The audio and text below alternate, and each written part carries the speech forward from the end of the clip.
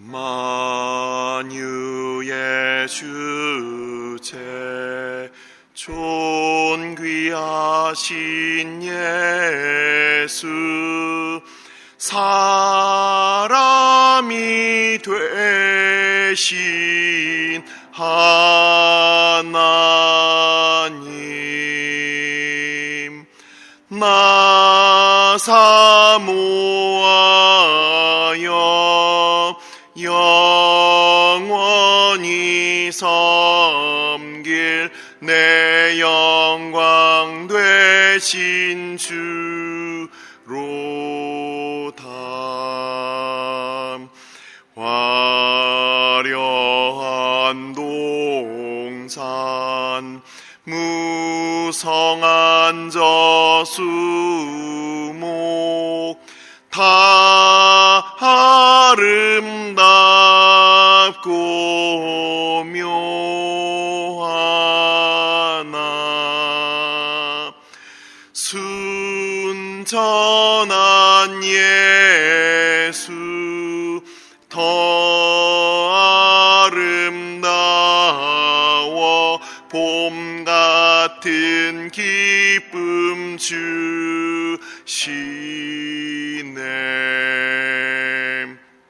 광명한 해와 명랑한 저 달빛, 수많은 별들 빛나나, 주 예수 빛은 더 찬란하여 참 비교할 수 없도다.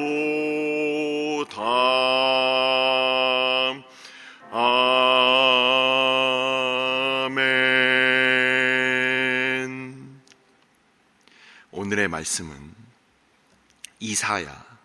이사야서 9장 말씀, 이사야 9장 1절부터 7절까지 말씀입니다.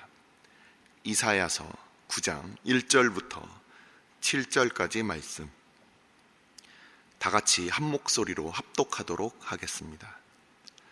전에 고통받던 자들에게는 흑암이 없으리로다. 옛적에는 여호와께서 스불론 땅과 납달리 땅이 멸시를 당하게 하셨더니 후에는 해변길과 요단 저쪽 이방의 갈릴리를 영화롭게 하셨느니라. 흑암에 행하던 백성이 큰 빛을 보고 사망의 그늘진 땅에 거주하던 자에게 빛이 비치도다.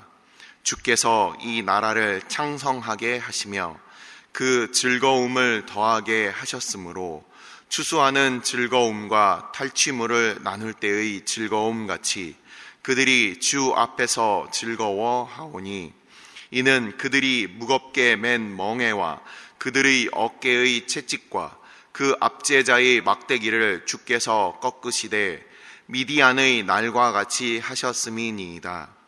어지러이 싸우는 군인들의 신과 피 묻은 겉옷이 불에 섭같이 살라지리니, 이는 한 아기가 우리에게 낳고 한 아들을 우리에게 주신 바 되었는데 그의 어깨에는 정사를 메었고 그의 이름은 기묘자라, 모사라, 전능하신 하나님이라, 영존하시는 아버지라, 평강의 왕이라 할 것임이라.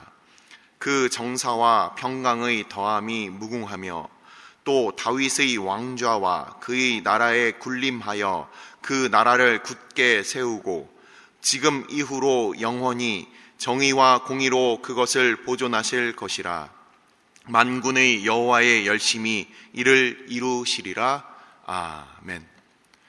축복하고 기도한 후에 말씀 보도록 하겠습니다.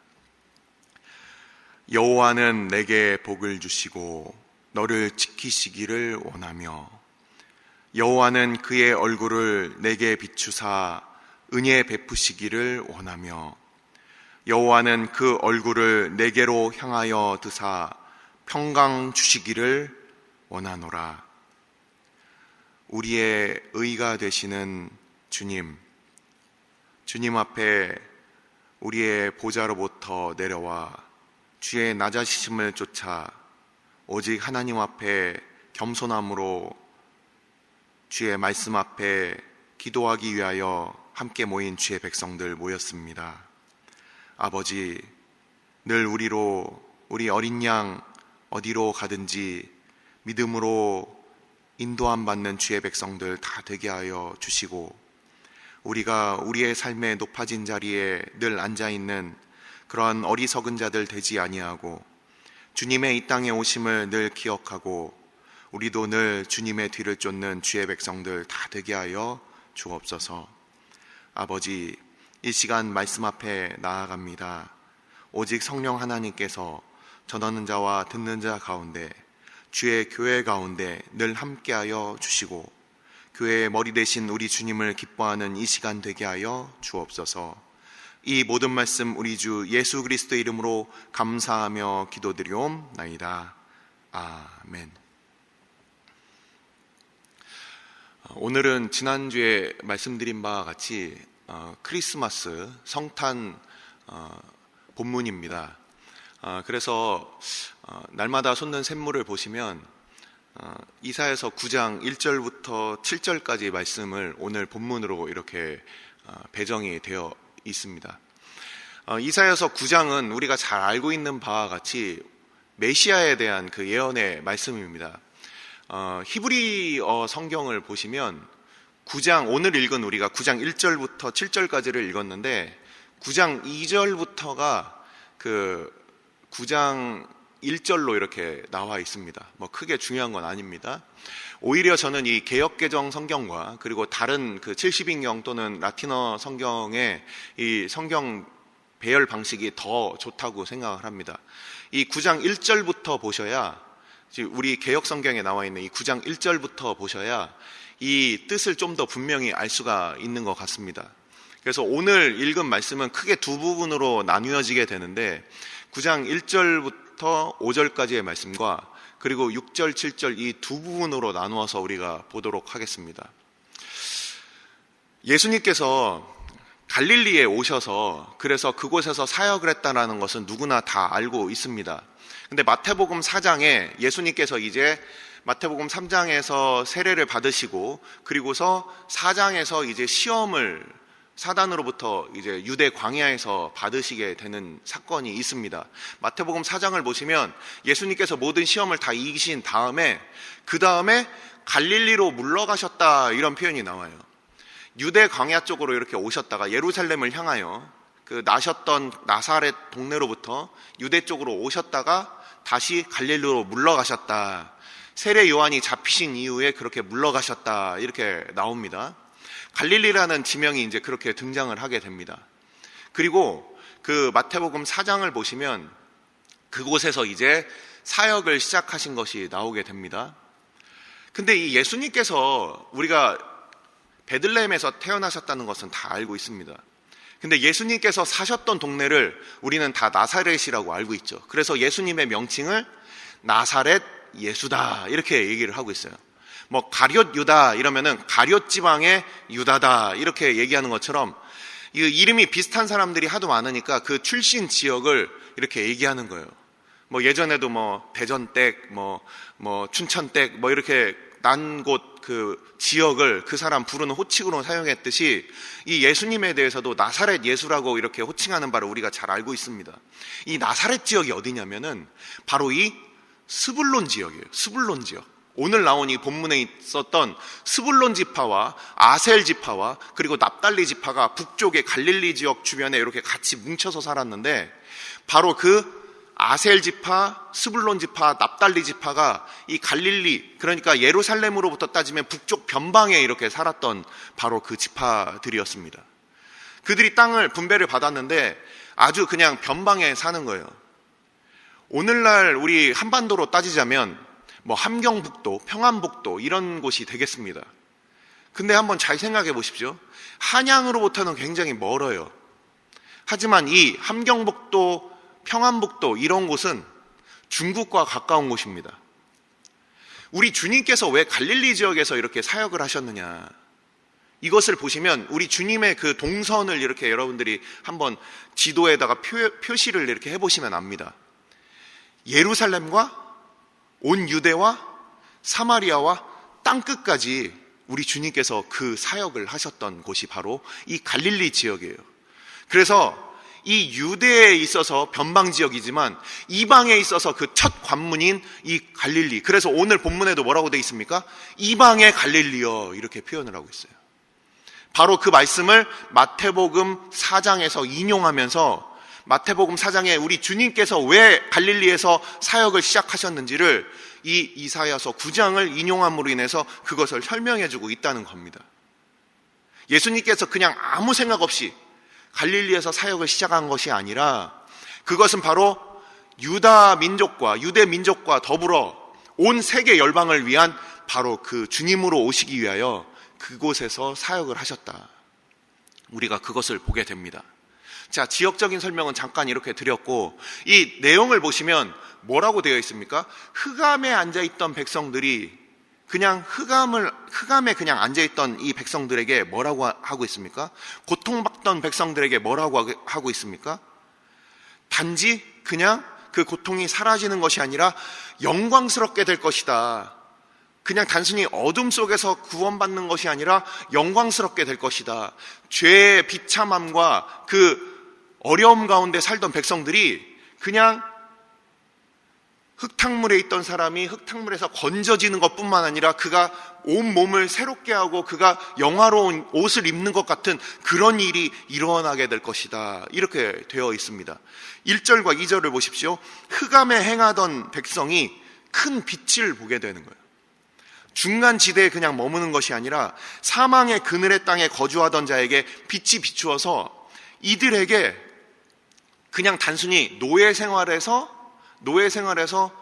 노예 해방만 얻는 것이 아니라 이들에게 나라를 주시고 이 나라가 창성하게 되는 것까지 그 예언의 말씀이 이제 시작되는 겁니다. 그러면서 여기서 미디안의 날이다, 이렇게 표현을 하고 있어요. 이 미디안의 날이 언제냐면은 우리가 잘 알고 있는 사사기 6장의 말씀입니다.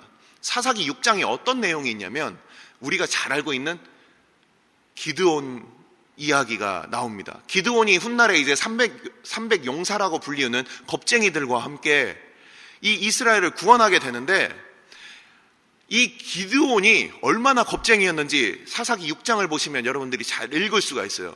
이 미디안 사람들이 낙타 부대가 와가지고서 사람들의 모든 것을 다 훔쳐가니까 와가지고 다 약탈해 갑니다. 그러니까 이 기드온이 타작을 하려면 넓은 곳에서 이제 개활지에서 이렇게 타작을 해야 되는데 이 기드온이 그 포도즙틀은 이렇게 그 가려진 이런 담장 같은 곳 밑에 숨겨져 있는 그런 지역인데 그 속에서 숨어가지고 이렇게 타작질을 하고 있던 이 겁쟁이 기드온을 하나님께서 그를 부르셔서 그래서 이 이스라엘 민족을 구원하시는 사건을 우리가 사사기 6장에서 봅니다. 미디안의 날처럼 된다. 이 7년 동안 이 미디안 백성들이 와서 얼마만큼 많이 약탈을 했냐면 단지 그냥 변방 지역에서만 와서 약탈한 것이 아니라 그들이 가드 지역까지 완전히 모든 이스라엘 지역을 통틀어 전부 다 꿰뚫고 관통하여서 그들이 그 모든 전역을 다 약탈해 갔다라고 우리가 성경 본문을 연구하면 그것을 알 수가 있어요. 그래서 이 미디안 사람들이 와서 무려 7년 동안 그들의 모든 것들을 다 약탈해 가는 거예요. 그러니까 7년 동안 털털 털리고 나니까 하루 이틀도 아니고 아무것도 남아있지 않던 바로 그런 시절에 이스라엘이 하나님 앞에 범죄하여 미디안을 통하여서 하나님께서 그들을 심판하시던 그때에 갑자기 그 한 사람, 여러 사람도 아닙니다. 갑자기 그 여룻바알이라고 하는 이 기드온 한 사람을, 그 겁쟁이 한 사람을 딱 세워가지고 이 이스라엘 사람들을 전체를 갑자기 구원하시는 그 사건을 바로 이 미디안의 날이라고 하는 거예요. 그래서 아무 소망도 보이지 않고 뭔가 우리가 군사력이 있어서 이제는 힘을 길렀으니까 독립군도 뭐 10만, 20만, 30만 이렇게 모으고 길러가지고 이제는 우리가 뭔가 이렇게 외세의 침략에 우리가 저항해보자, 이런 것이 아니라 갑자기 한 구원자를 세워가지고서 그 민족을 구원하신 사건이 바로 이 미디안의 날이라는 겁니다. 그래서 우리 주님께서 오시는 것이 어린 아이예요. 어린 아이의 모습으로 오셨어요. 아무 힘도 없는 그런 어린 아이의 모습으로 그렇게 태어났지만 바로 그날은 갑자기 하나님께서 그 기드온을 준비시키셔서 모든 그 이스라엘 민족을 구원하신 바와 같이 그런 하나님이 준비한 그 구원의 날이 될 것이다. 이것을 말씀을 하고 있는 겁니다. 사람들이 뭔가 잘 준비해서 구원을 만들어내는 것이 아니라 바로 여호와의 열심히 그것을 이루어 나간다. 이것을 우리 주님의 오심을 이 이사야 선지자가 그것을 예언하고 있다라는 겁니다. 그래서 이 이사야 선지자의 그 글을 보면 5절까지 말씀이 바로 이 그들의 그 상황, 어떤 상황이었습니까? 흑암에 앉아 있습니다. 그리고 비참 가운데 있던 이 백성들이 이제는 빛을 보고 그들 가운데 있었던 그 싸움의 날이, 군인들이 다 싸우고 난 그 전장터에는 어떻게 돼 있습니까? 신발이 벗겨져 있습니다. 옷에 피 묻은 옷이 널브러져 있습니다. 그것들이 다 사라지고 이제는 구원의 날이 되고 그것은 더 이상 싸움이 없는 날이 되고 하나님의 나라가 창성하게 될 것이다. 이 예언을 1절부터 5절까지 말씀으로 그렇게 이사야가 예언을 하고 있는 것입니다. 그러면서 이제 6절과 7절로 넘어가면, 이전에도 새벽에 이런 말씀을 드렸습니다. 우리가 하나님에 대해서 배울 때, 우리가 교회에서 성경 공부를 할 때는 이 두 가지를 가지고서 우리가 하나님에 대해서 알아간다, 이렇게 말씀을 드렸어요. 첫 번째는 바로 우리 주님, 우리 여호와 하나님이 누구시냐, 이것을 알게 되고, 두 번째는 그럼 우리 주님, 우리 여호와 하나님께서 어떠한 일을 행하셨냐, 이것이 성경 공부에 있어서, 교회에 있어서 우리가 항상 앞에서 설교자들이 우리가 모여서 소그룹으로 이 말씀을 하나님에 대해서 배울 때마다 이 두 가지를 우리가 유념하면서 배워야 된다는 거예요. 여호와가 누구신가, 여호와께서 어떤 일을 행하셨는가, 이것이 바로 오늘 읽은 이 6절과 7절 말씀에 그렇게 나와 있습니다. 6절에는 바로 우리 그 예수님이 과연 어떠한 분이시냐, 이 오실 메시아는 어떠한 분이시냐, 그리고 그 오실 메시아께서 어떠한 일을 하실 것이냐, 이것이 바로 6절과 7절에 이렇게 나뉘어져 있습니다. 6절에는 한 아기가 우리에게 낳았다고 했습니다. 아들을 우리에게 주셨다고 했어요. 근데 여기에서 보면은 이게 다 수동태입니다. 우리가 달라고 해서 한 것이 아니라 하나님께서 그냥 그것을 주신 거예요. 내가 받고 싶어서 뭔가 이렇게, 은혜라는 것은 그렇게 임하는 것이 아니에요. 우리가 우리의 공로를 드리고 우리의 치성을 들여서 뭔가 열심히 우리가 뭔가 탑도리를 하고 이런 여타 다른 종교들 그런 행위들과 전혀 다른 거예요. 우리가 생각지도 않고 기대하지도 않았은 그때 하나님의 은혜가 임하는 거예요. 그것은 우리에게 달려있는 것이 아니라 전적인 하나님의 주권적인 은혜라는 겁니다. 한 아이가 우리에게 갑자기 그것을 주신 바 되었어요. 이것이 바로 우리가 알고 있는 하나님이 세상을 이처럼 사랑하사 독생자를 주셨으니, 그 주심은 무엇입니까? 단지 이 땅 가운데 태어났다라는 것, 그것 한 가지에 머무르는 것이 아니라 우리 주님께서 우리 독생자를 주신 것은 어디까지 주셨느냐, 그것은 바로 죽음의 자리까지 주셨다. 우리가 가야 할 그 죽음의 자리에까지 그 아기를 주셨다. 전능하신 하나님이신데 그 이름의 명칭을 보십시오. 그는 기묘자라, 우리의 이해의 수준에 머무르는 분이 아니라 우리가 이해할 수 없는 그 수준 밖에 그 하나님이신데, 바로 그 하나님이라고 영존하시는 아버지다. 그 죽을 수 없는 그 하나님이 이 땅 가운데 그 영광을 버리고 이 땅 가운데 오셔서 그래서 죽으셨다. 사람은 죽는 게 당연한 거예요. 근데 하나님이 어떻게 죽으실 수가 있습니까? 이게 말도 안 되는 이야기예요. 근데 죽으시기 위하여 이 땅 가운데 오셨다. 그 죽음에까지 우리를 대신해서 그렇게 오셨다. 이것이 바로 우리에게 주신 바 된 바로 그 아기입니다. 어깨에 정사를 메었다고 했습니다.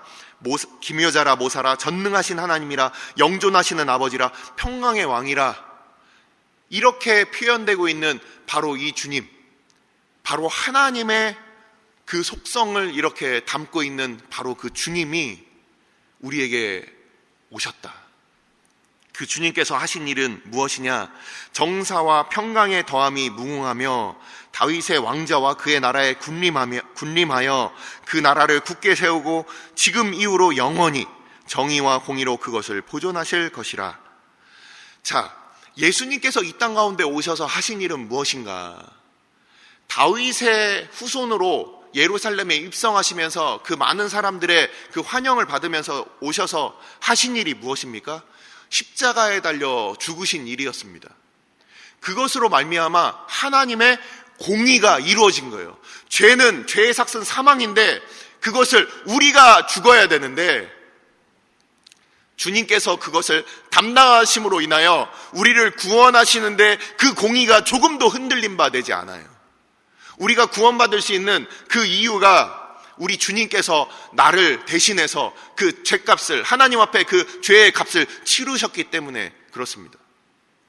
완벽한 흠도 없고 점도 없는 그 어린 양이 나의 죄를 위하여 죽으셨기 때문에 하나님의 공의는 든든하게 세워진 거예요. 그 우리에게 베푸시는 그 인자와 그 사랑이 그 누구도 거기에 대해서 비난할 수가 없는 사건이 된 것입니다. 그래서 우리 주님께서 달리신 그 십자가의 사건은 바로 하나님의 공의를 이루신 사건이며 우리를 구원하시는 그 사랑을 이루신 사건이 되는 것입니다. 그래서 우리 주님께서 이 땅 가운데 오셔서 그 나라를 이제 지금으로부터 영원히, 이렇게 쓰여져 있습니다. 어떻게 되어 있습니까? 지금 이후로 영원히. 그 주님께서 이 땅 가운데 오신 그날부터 이제 앞으로 누구도 그것을 흔들 수가 없다. 사단이 우리의 그 신앙을 흔들흔들 할 때, 와가지고서 우리를 유혹하고 우리 가운데 우리의 의의를 바라보게 할 때, 그때 우리가 바라봐야 할 것은 무엇입니까? 우리 주님의 십자가. 그 누구도 부정할 수 없고 그 누구도 그것에 대해서 부인할 수 없는 바로 그 역사적인 이 땅 가운데 그 역사 속에 들어오셔서 그래서 십자가를 지고 우리를 위하여 죽으신 그 이 땅 가운데 오신 그 성육신의 그 사건을 누구도 그것을 부정할 수가 없다. 그렇기 때문에 지금부터 영원히 그 사건은 우리의 사건이 되며 우리가 하나님 앞에 나아갈 때마다 우리의 마음이 때로는 이번 주에 내가 큰 하나님 앞에 부끄러워, 낯을 들 수가 없어, 이러할 때에도 지금부터 영원히 이루신 그 십자가를 의지함으로 우리가 하나님 앞에 감히 나아갈 수 있는 거예요. 우리 모인 오늘 우리 모든 주의 백성들, 저를 포함해서 모든 백성들이 하나님 앞에 어찌 누가 우리의 의의로 당당하게 나아갈 수가 있겠습니까? 아무도 없어요. 단 한 사람도 없어요. 하지만 이 세상의 모든 사람이 지금으로부터 영원까지 우리 주님의 이 평강의 왕이 되셔서 우리에게 더 이상 진노하지 않으시는 하나님과의 평화를 이루신 바로 그 평강의 왕을 의지함으로 그 앞에 나아갈 수가 있는 것입니다. 그래서 우리 예수님을 로마서에서는 뭐라고 하고 있습니까? 로마서 3장 말씀에서는 이렇게 얘기하고 있습니다. 하나님께서 그를 우리의 화목제물로 세우셨다. 하나님이 더 이상 우리에게 진노하지 않으신다. 하나님과 우리 사이에 평강이 이루어졌다. 바로 그것이 바로 이 평강의 왕으로 오셨다라는 겁니다. 세상이 줄 수 없는 그 평강을 우리에게 허락하셨어요.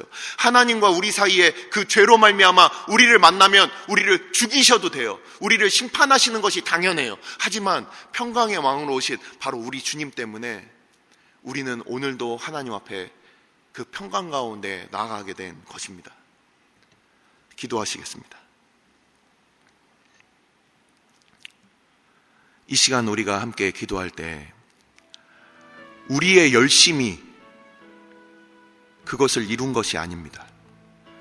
여호와의 열심이 그것을 이루고 있습니다. 비참과 고통 가운데, 흑암 가운데 있던 백성이 빛을 보고 나라가 창성하게 되고 무겁게 맨 멍에와 어깨의 채찍과 압제자의 막대기가 꺾이게 된 그 이유를 오늘 말씀은 한 아이가 우리에게 낳기 때문이다, 이렇게 표현하고 있습니다. 우리의 인생에 있어서 빛이 비추고 고통이 없어지고 우리가 창성케 되는 유일한 이유는 주님께서 우리 가운데 오셨기 때문이에요. 다른 어떤 게 있을 수가 없습니다. 우리의 열심이 있을 수가 없고 우리의 노력이 있을 수가 없고 오직 하나님의 은혜밖에 없어요. 우리가 그것을 고백하기 때문에 우리가 오늘도 모이지 않았습니까? 우리 자신에 대해서 그러고 우리 가족에 대해서 그러고 우리 교회에 대해서도 그래요. 하나님의 은혜 없이는 그 어떤 소망도 없는 것이 인생입니다. 하지만 주님께서는 아들을 주셨어요. 우리 하나님께서 우리에게 아들을 주셨습니다. 죽기까지 주셨어요. 그 주님께서 우리를 오늘도 사랑하신다는 거예요. 죽음으로 공의를 이루신 바로 우리 주님께서 우리의 평강의 왕이 되어 주옵소서. 내가 다른 것들을 의지하지 아니하고 오늘도 이 땅 가운데 오신 우리 주님을 의지하게 하여 주옵소서. 이 시간 함께 기도하도록 하겠습니다.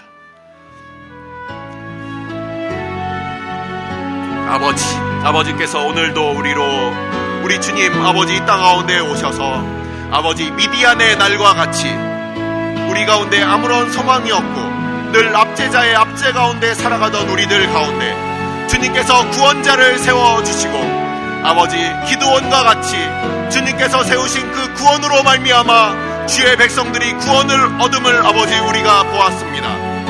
아버지 우리 가운데 소망이 없고 늘 흑암 가운데 절망 가운데 살던 우리들이지만 우리 주님께서 이 땅 가운데 오셔서 미디안의 날과 같이 우리를 구원하신 그 사건, 아버지 평강의 왕으로 아기로 아버지 이 땅 가운데 오셔서 우리의 구원이 되시고 우리의 의가 되신 우리 주님, 그 공의를 이루신 우리 주님 앞에 나아갑니다.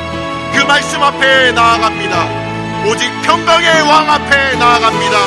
아버지 우리가 오늘도 우리의 의를 의지하지 아니하고 오직 우리 주님을 의지함으로 나아갑니다. 아버지 오직 주님께서 우리 가운데 허락하신 주의 구원을 오늘도 견고케 하여 주시고 주의 교회 가운데 베푸신 하나님의 영광을 오늘도 우리 가운데 허락하여 주옵소서. 아버지 그 빛을 보게 하여 주옵소서. 주의 백성들 그 빛을 보게 하여 주옵소서. 아버지 교회 안에 주의 백성들 뿐만 아니라 교회 밖에 주의 백성들 아버지 아직 우리 가운데 들지 못한 양들을 위하여 구합니다. 아버지 저들도 우리 안에 함께 들어오게 하여 주옵소서. 이 세상 모든 열방들 가운데 아버지 주님께서 모든 민족들 가운데 주님께서 그 빛을 허락하여 주시고 아버지 모든 주의 백성들 모든 열방들이 주 앞에 돌아와 아버지 함께 주의 구원을 찬양하는 그날을 허락하여 주시옵소서. 우리 주님께서 이 땅 가운데 오셔서 주님께서 베푸신 그 구원과 그 은혜 가운데 살아가는 아버지 모든 주의 백성들 다 되게 하여 주시옵소서.